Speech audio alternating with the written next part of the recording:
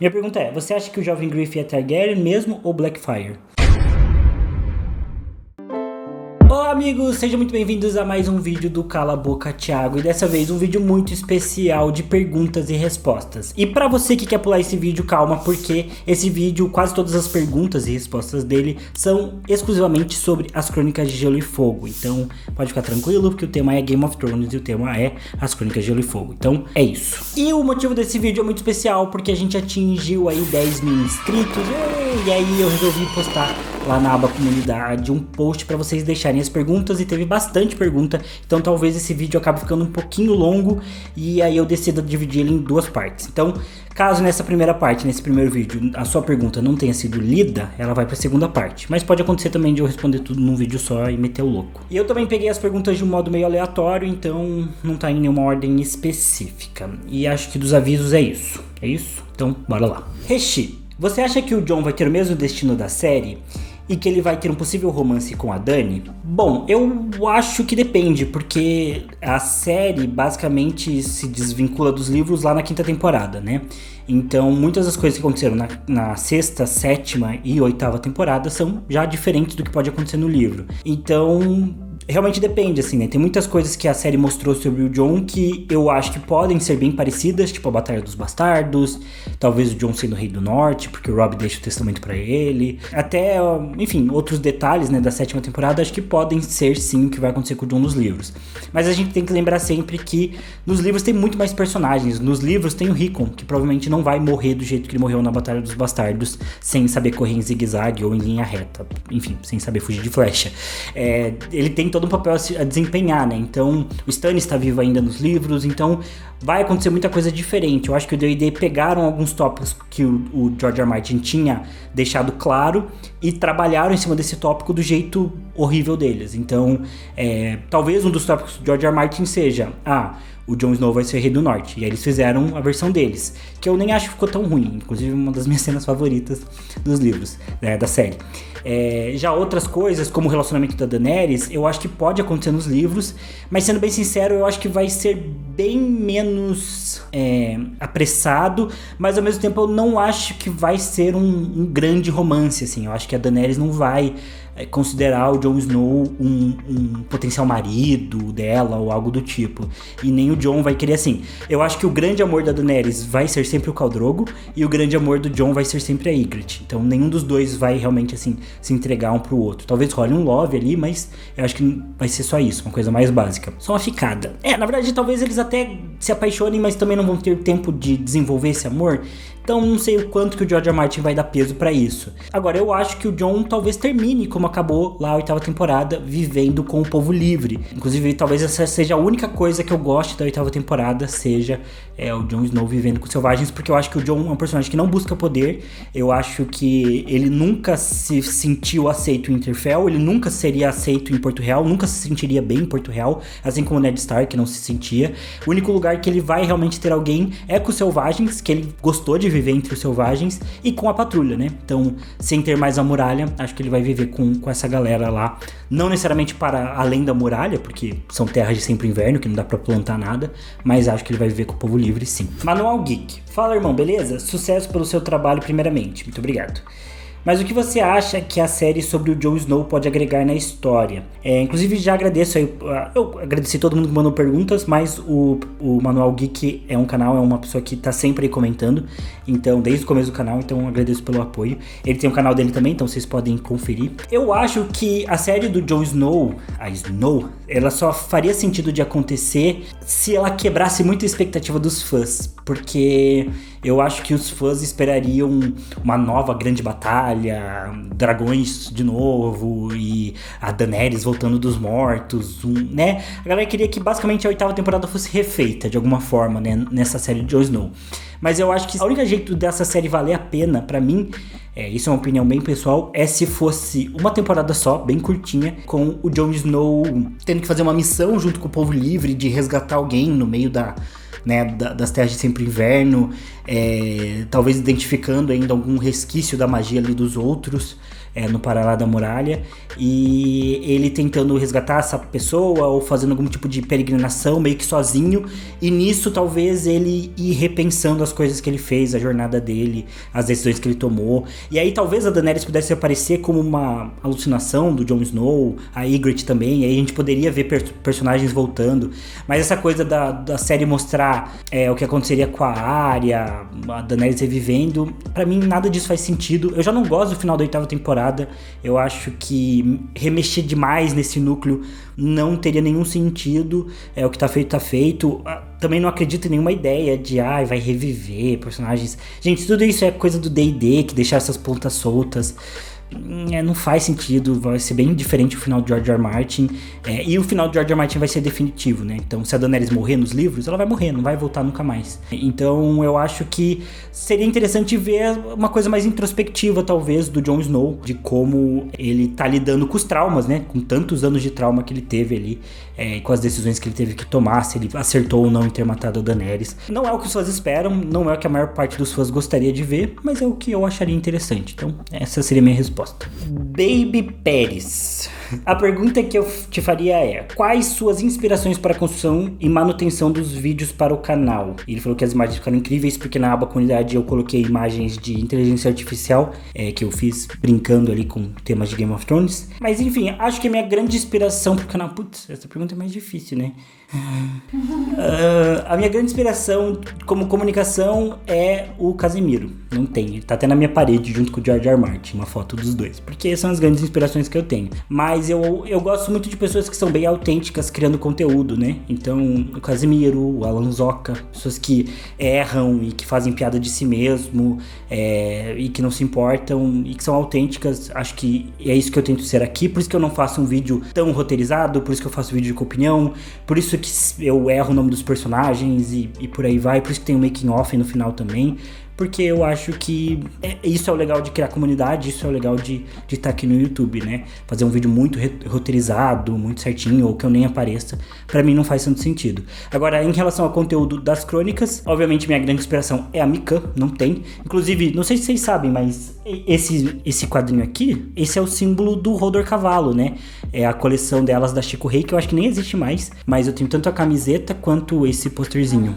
Malemal o Hodor Cavalo existe, né? Infelizmente, que era o podcast da Mikan com a Cora Moreira e depois com a Flávia Gazi. Enfim, adoro a Mikan, adoro o conteúdo dela, ela me ajudou muito. Eu comecei a assistir GOT quando eu tava no hiato entre a 5ª e 6ª temporada. A Carol e a Mikan foram fazendo vídeos sobre o tema e posteriormente elas faziam análises de cada episódio que saía e eu adorava.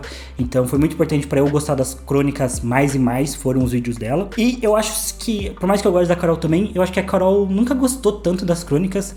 Ela sempre falou e ao mesmo tempo debochava um pouco. Então, pra mim sempre ficou meio assim, tanto que ela largou, né, os vídeos das crônicas bem mais rápido, largou também o Rodor Cavalo mais rápido, porque eu acho que ela não gostava tanto. Agora a Mikan é mais nerd e gosta mais, então sempre me identifiquei mais com a Mikan. Mas também tem outros canais, tipo, do jeito de falar, tipo o Anthony Curti, que fala de futebol americano, é um canal que eu gosto muito. O Eitir, que é um canal de games aí, o antigo Eitor Games, gosto também. Então, enfim, sei lá, são umas referências meio aleatórias, assim.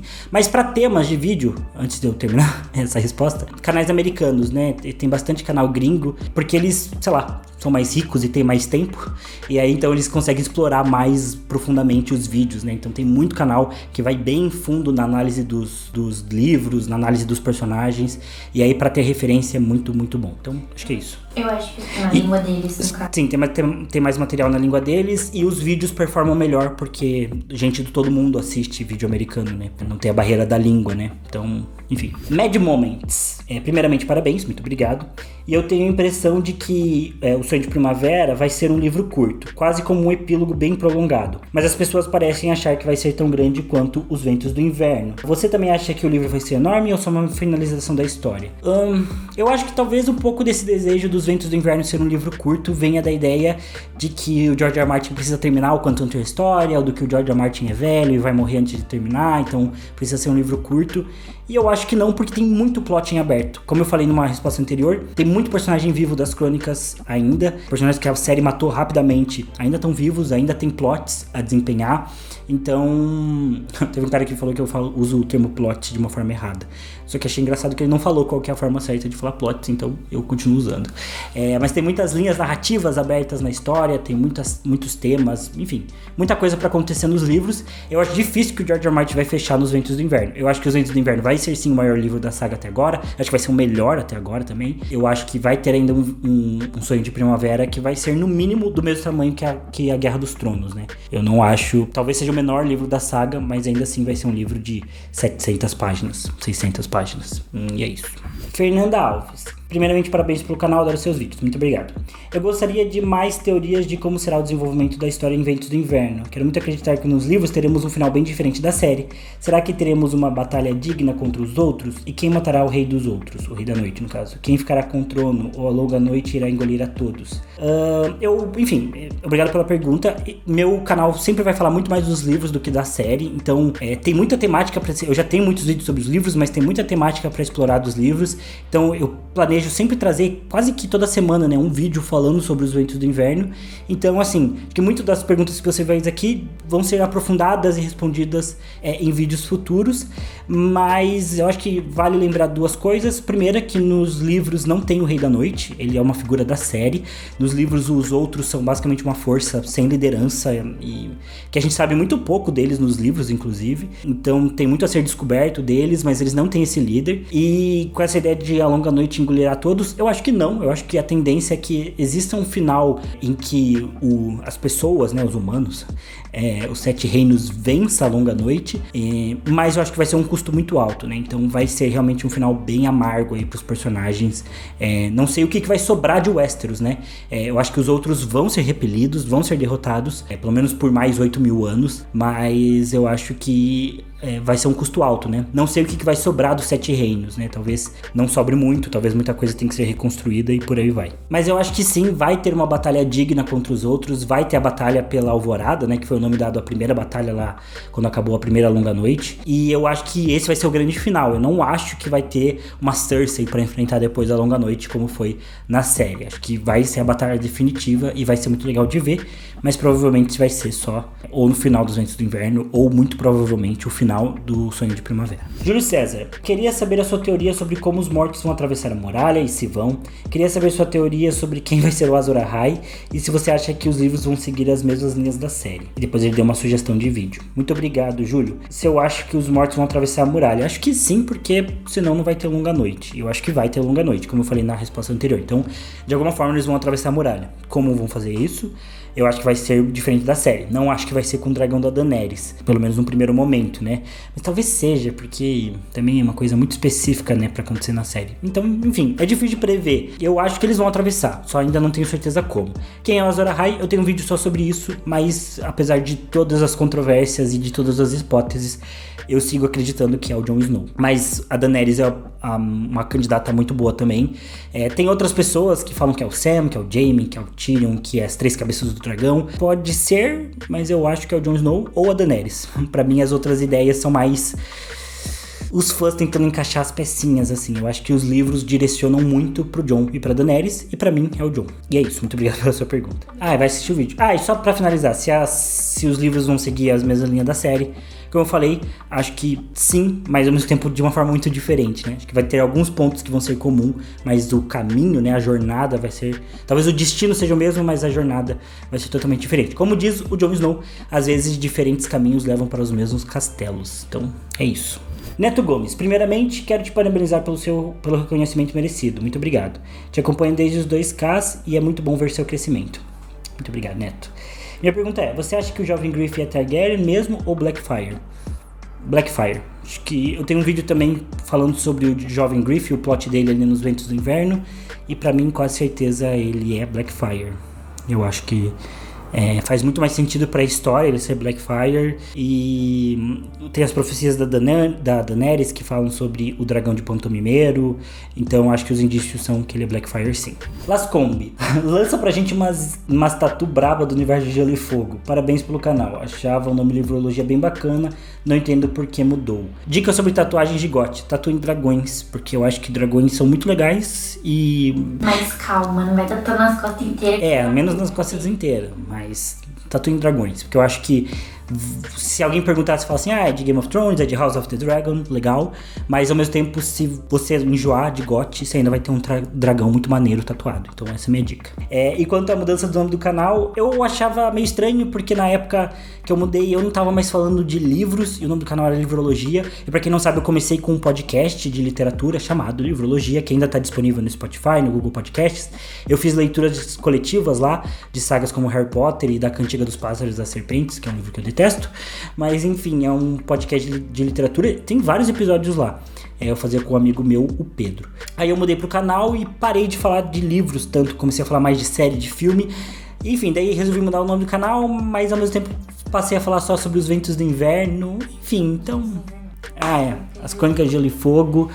E é isso, aí mudei o nome, ficou assim, acho que não faria sentido mudar de novo, às vezes me arrependo, porque eu gosto do nome Livrologia também, mas enfim, pra mim agora o Livrologia é a fase do podcast e o Cala a Boca Thiago é o canal sobre as crônicas. E é isso. Dani Maria. Como acha que teria sido a vida do Jon se tivesse crescido com os irmãos do pai dele, ao invés de crescer com o Ned como pai? Ned Stark tem 2 irmãos, o Brandon e o Benjen Stark. O Brandon, eu não imagino ele criando uma criança, assim, não sei, é um personagem que eu não gosto muito, né, o Brandon Stark. Não sei, não vou tanto com a cara dele, acho que ele é um cara meio agressivão, assim, meio bravão. Tem a história de que ele pegou a Shara Dane, né, mesmo o Ned Stark gostando dela, então... enfim, não é um personagem que eu gosto tanto.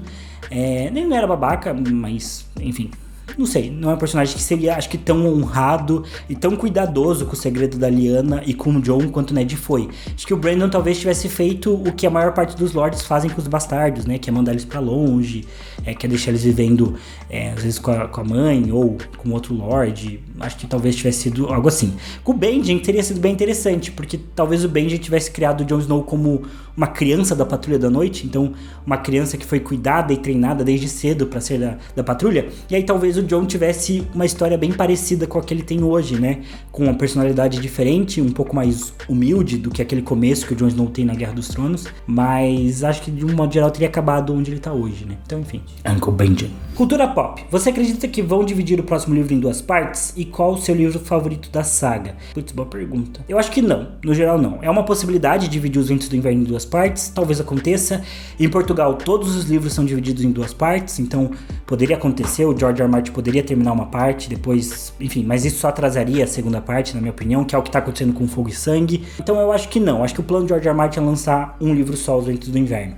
E qual é o meu livro favorito da saga? Acho que é Dança dos Dragões, é um livro que a comunidade no geral não gosta tanto, mas é o meu favorito, porque eu acho que é o ápice, assim, do plot da Daenerys, pra mim, pelo menos, a parte mais política do plot da Daenerys. Eu tenho aqui o Nod Meereen, né, falando sobre toda a situação da Daenerys em Meereen, analisando. E do Jon também é um ponto muito importante da luta dele contra os outros, da luta dele pra manter a patrulha relevante, pra lidar com o povo livre de uma forma diferente. Então eu adoro o 5º livro, gosto de todos, basicamente, menos do Festim dos Corvos, mas eu acho que eu preciso reler o Festim dos Corvos, porque eu acho que eu tenho uma visão muito limitada dele. Então, enfim, eu fico hoje com a Dança dos Dragões. Harry Lowe, você acha que o Martin vai explodir o septo de Baelor, assim como na série? Já que nos livros, no epílogo, deu a entender que o Varys comprou uma guerra entre Cersei e os Tyrell, quando assassinou o Kevan e o mestre Pycelle, sei lá. Eu gosto bastante desse plot da Cersei explodindo o septo com os Tyrell lá dentro, mas eu acho que não vai acontecer da mesma forma nos livros. É uma das coisas que... Eu gosto da 6ª temporada que tem isso, mas... Não sei, porque pra mim eu tenho essa visão de que talvez o jovem Griff vá conquistar Porto Real, e aí eu não sei se vai dar tempo da Cersei eliminar os Tyrell e aí, enfim, conquistar Porto Real. Vai lembrar que os Tyrell estão movendo as suas forças pra ir até, né, Ponta Tempestade pra lidar com o jovem Griff. Então, tanto que tem pra acontecer a Batalha do Aço e tudo mais, é um dos grandes plots que vai acontecer nos Ventos do Inverno. Enfim, eu acho que não. Mas realmente pode acontecer, só que o fato dos Tyrell estarem se movendo suas forças para sair de Porto Real indicaria que a Margaery já foi salva da fé, porque nos livros o Mace Tyrell não quer sair de Porto Real até que a situação com a Margaery seja resolvida. Então, como a gente sabe que nos Ventos do Inverno as forças Tyrell estão se movendo em direção ao jovem Griff, então seria um indício de que de alguma forma a situação com a Margaery foi resolvida de uma forma satisfatória, né? Senão o Mace Tyrell não continuaria apoiando o Trono de Ferro, talvez, né? Se a Cersei tivesse explodido todo mundo. Então, enfim, talvez a explosão do septo de Baelor, por mais legal que fosse, talvez tenha sido uma forma só do D&D terem simplificado a trama, eliminando alguns personagens com uma cena maneira. Acho que pode ter sido isso. Felipe Castilho. Parabéns pela qualidade dos vídeos. Na visão de Mirri Maz-Dur, Daenerys e Khal Drogo conquistariam Westeros e seu filho Rhaegar, correto? O Rhaegar se tornaria rei do continente. Como você imaginaria essa rota, alianças, guerras que seriam realizadas para ele realmente chegar ao trono? E você acredita que a visão dela se concretizaria de verdade? Muito obrigado pela pergunta, Felipe. Eu acho que talvez tenha rolado uma confusão em relação a essa profecia do Garanhão que monta o mundo. Ela foi profetizada pelo Dosh Khalim, que são as antigas esposas dos Khals que morrem e que são levadas lá para Vaes Dothrak, que é a única cidade, né, por assim dizer, dos Dothraki ou dos Dothraki, que é como fala o moço do audiolivro de Goth. É a única cidade que eles têm e elas ficam lá como sacerdotisas, né, meio feiticeiras, para administrar basicamente a cidade e quando os Khalazares vão até lá. Mas, porque os Dothraki não têm esse governo central.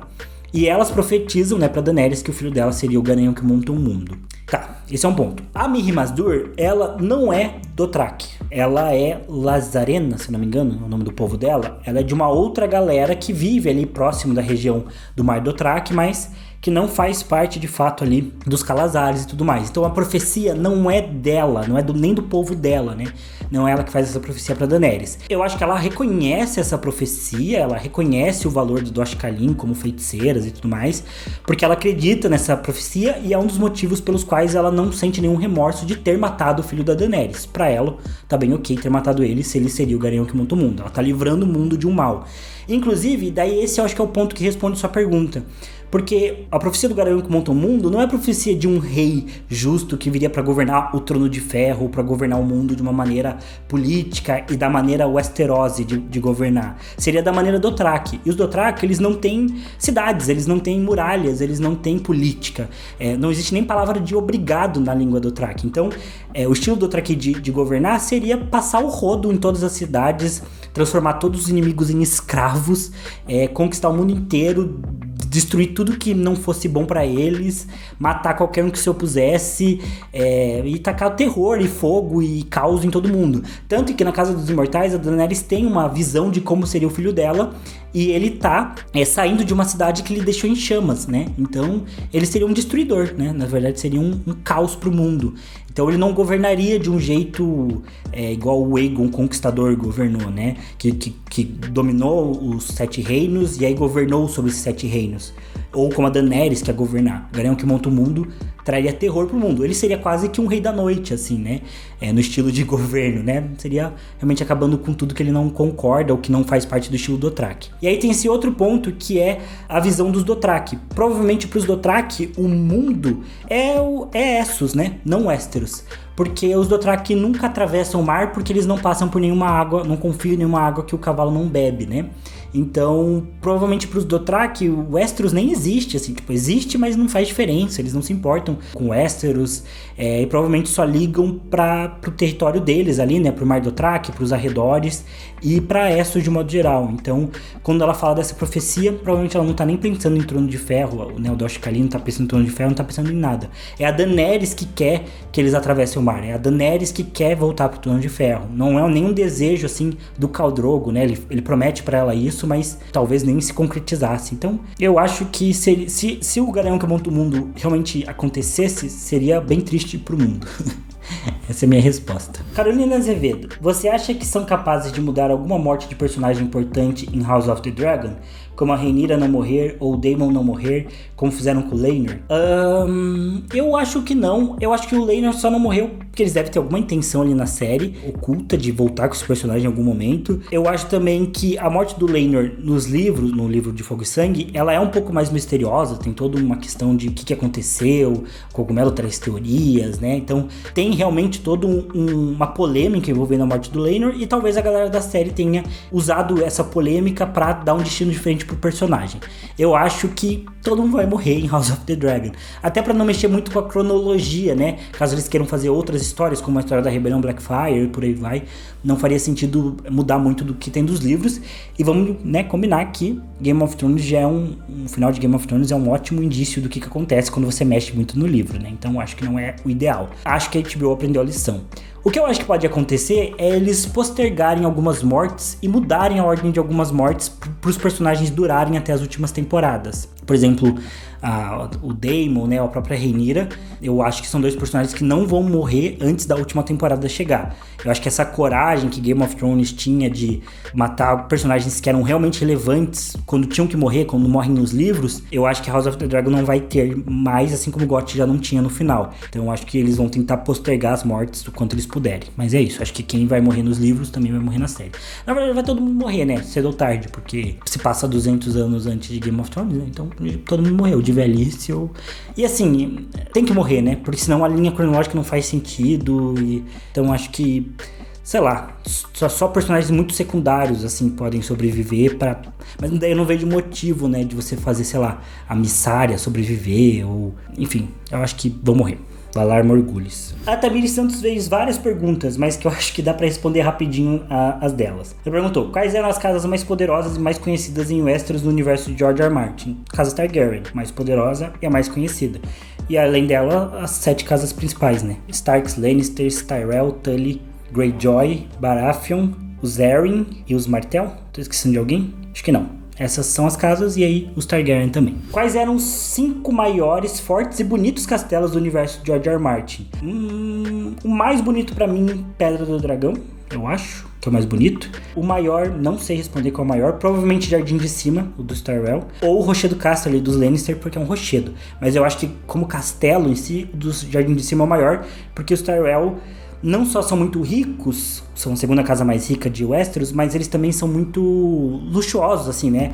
A Campina é o lugar mais cavaleiresco de Westeros, né? Então, lá os costumes de cavalaria funcionam muito melhor, é um lugar mais conto de fadas, então... inclusive se você procura imagens de Jardim de Cima, você vê que é um castelo bem clássico, assim, né? Então acho que lá é o maior. E também é onde tem mais gente, né? Em Westeros é na Campina. E o mais forte, eu diria que é Ponta Tempestade, que é um castelo supostamente construído pelo Brandon, um construtor. Então tem uma magia ali no castelo. Dizem que ele é intransponível. Mas o Ninho da Águia, né? Por também estar num lugar muito alto, também é inexpugnável, como eles falam no livro. Então quase impossível de invadir o ninho. Mas eu acho que todos os principais castelos de Westeros são muito bons. Harrenhal também, né? Acho que Harrenhal é o maior, não. Acho que Harrenhal é o maior castelo de Westeros. Essa pergunta é difícil, eu teria que olhar castelo por castelo, mas acho que Harrenhal é o maior. Mas Harrenhal é assombrado e foi derretido pelos dragões, então é um castelo meio sinistro. Ela também perguntou, o que aconteceu com os 2 mestres que relataram suas versões da Dança dos Dragões? Não são 2 mestres. Na verdade, quem relatou quando estava vivo foi o Cogumelo, com o testemunho de Cogumelo, que era um bobo da corte, e o Septão Eustas, que é um septão que era lá de Porto Real e que participou da corte durante quase que todo o reinado do Viserys e também durante a Dança dos Dragões, e no reinado do Aegon III também ele ficou um tempo na corte ainda. Não aconteceu nada com os dois, né? O Cogumelo era um personagem, inclusive acho que sua pergunta próxima é qual foi o lado que o Cogumelo apoiou durante a Dança do Dragão e o que aconteceu com ele depois. Mas o Cogumelo, ele era uma pessoa que era considerada louca, né? Então ninguém dava muita atenção pra ele e ele ouvia muita fofoca porque os nobres achavam que ele tava delirando, então falavam as fofocas e contavam as coisas mesmo na presença dele. E o espertinho ficava lá só ouvindo, bem Maria Fifi. Então, o Cogumelo, eu não encontrei nenhuma informação do que aconteceu com ele depois da dança, mas imagino que ele simplesmente tenha morrido de morte natural. E ele não tem um lado que ele apoia, mas ele fica junto com a Rhaenyra, porque ele tá lá em Pedra do Dragão quando a Rhaenyra tem o nascimento do filho dela, e quando ela é coroada, ele tá lá, se eu não me engano. Então acho que ele acaba acompanhando mais o lado dos negros. Agora, o Septão Eustas já fica mais do lado dos verdes, porque ele fica em Porto Real e fica na corte. No reinado do Aegon III, depois da dança, ele meio que é demitido e ele vai lá pra Cidadela, onde ele pega os cadernos dele e começa a escrever o relato dele, do que ele viu acontecendo, tanto no reinado do Viserys, quanto no reinado da Rhaenyra e do Aegon II, e também no começo do reinado do Aegon III. E provavelmente ele também tem uma morte natural. Porém, o que a gente tem mesmo de compilado da Dança dos Dragões é do Arquimestre Gilden. ele sim escreve, né, sobre a Dança dos Dragões e ele usa nos relatos dele tanto como fonte o cogumelo, como fonte o Septão Eustas. Então, o Fogo e Sangue é escrito pelo mestre Gilden e ele usa, né, esses dois como referência. E posteriormente o arquimestre Yendel vai usar o Gilden como referência para escrever o Mundo de Gelo e Fogo. Então tem todo esse submundo aí dos mestres e dos relatos, né, ali de Westeros. Mas, então seriam esses personagens, não são dois mestres que narram, né, a história. Eu acho que é isso que você queria saber. O cogumelo tá do lado da fofoca, ele é o Léo Dias de Westeros. E essa aqui é a última pergunta do VE, saindo um pouco sobre o assunto de livros em si, mas ainda sobre Dark Fantasies. Já ouviu falar ou pretende ler a obra do Kentaro Miura, Berserk? Se não, recomendo. Esse é um mangá e um anime, né? Que a galera compara um pouco com GOT, porque também ele é bem... A história é muito boa e também tem uma certa brutalidade. Eu já vi muitas cenas dele, mas realmente nunca nem li o mangá, nem assisti o anime. E hoje não tá nos meus planos, mas quem sabe no futuro. É que eu tenho uma relação de amor e ódio com mangá e anime, assim. Eu assisto algum ou reassisto e depois eu desisto. E aí passa anos sem ver nada de anime, mangá. Então, enfim, amor e ódio. Então tem que esperar voltar uma época pra eu querer ver coisas de anime de novo, pra eu tentar assistir. Mas é uma boa recomendação. Mas é isso, pessoal. Eu li 15 perguntas aqui pelas minhas contas. São 33 que vocês mandaram. Então eu falo demais e já passei do tempo do vídeo aqui. Peço desculpas ao Diego, editor, porque ele sabe que eu falo demais. Então, enfim, mas era um vídeo especial. Então é isso. Eu vou responder as outras perguntas, né, no próximo vídeo, que vai sair provavelmente na semana que vem. E é isso, obrigado por assistirem até aqui. E mais uma vez, muito obrigado pelos 10 mil. Fico muito feliz de ter essa comunidade, de estar construindo esses vínculos com vocês. Eu tô sempre aberto a sugestões, a críticas bem educadas. Enfim, é muito legal poder estar falando das crônicas e ter gente do outro lado que tá ansiosa pra ouvir, pra discutir, pra debater. Porque a gente que é fã sabe o quanto esse universo é maravilhoso. Então é isso, pessoal. Comentem o que vocês quiserem comentar, deixem seu like, se inscrevam no canal e eu vejo vocês no próximo vídeo. Valeu, falou e até mais. Take 1. Então vamos lá. Diego. Milena atrapalhando o vídeo e tudo mais. E por favor, minha gracinha, para de colocar o dedo na boca. Diego, a Milena fica comendo o esmalte da unha dela. Por que pinta? Se vai... Então por que você tá com o dedo na boca, mulher, fazendo barulho, me irritando? Eu odeio muito barulhos com a boca, Diego. Qualquer coisa me tira do sério. E a Milena, ó, é craque nisso. Nunca conheci ninguém tão bom quanto a Milena pra me irritar. Quanto tempo tá? 12? Não pode ser. Caraca. E eu respondi quantas perguntas? Meu Deus do céu. Meu Deus, Diego. 4. Vai contando aí, 5. E acho que vai ser legal de ver. Acho que esse vai ser o grande... Ai, meu Deus. Take 2. Posso? Take 2. Quanto tá o tempo? Oh, meu Deus. Ai, peraí. Não sei. Faz sentido isso? Mas eu acho que eles não... Ai, não gostei dessa resposta. Vou responder de novo. Ok. Eu li, agora eu vou responder de novo. Quanto tempo tá? Só um então. Mas é isso. Peraí, quantas eu li? Só pra eu saber. 1, 2, 3, 4, 5, 6, 7, 8, 9, 10, 11, 12, 13, 14. Ah, então vou ler mais uma pra ficar 15. Diego, calma, Diego. Vai dar tudo certo. Então, nesse passar essas antes da VE que eu falei que era a última. Então, eu continuo.